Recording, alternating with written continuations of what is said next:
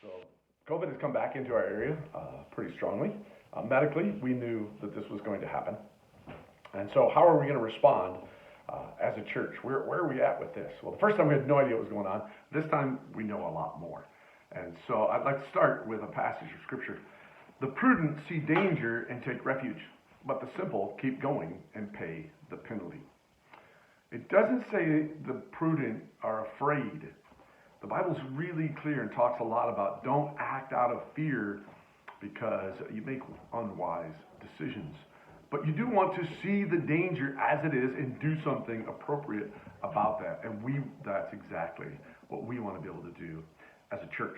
And so I'm going to read a few things. Before I do, I just want to say thank you to our team because we have been practicing and we've been focusing on being really safe and meeting spiritual needs at the same time. And so we've been taking temperatures. You have to register. We've been social distancing and wearing masks. And you've been really faithful to it. It's been great to experience growing together in those situations. I also want to address groups, and I'm going to read this because it's pretty specific. But here's ways to help people with their concerns in group.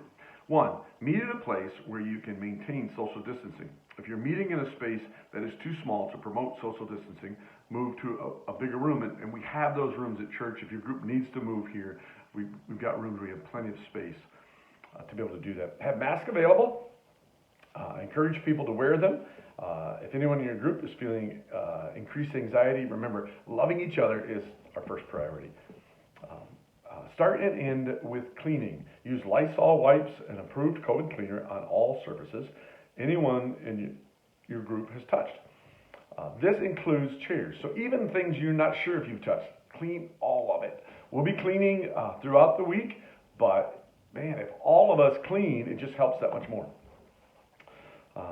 Go virtual a couple of weeks if you need to, and then get right back at it. Send out the link for people to watch the prayer video or the Rick Warren video ahead of time. That way you're able to have the great same discussion, but you're together for a smaller amount of time. I know at the beginning we said, listen, we want you to be together when you watch it, but due to things heating up a little bit, we're going to encourage you to do this. Here's some basic reminders. If you've been exposed to someone who has tested positive, then you should not be coming to group or to church for a couple of weeks from the date that you were exposed. Do not come to group or church if you have any COVID symptoms. Sometimes you think, well, I don't think it's that bad. Listen, just stay home that particular time until you know. And if you test positive to COVID, notify your small group leader and or ministry leader. You may be contagious 2 days prior to the time that you come down with the symptoms.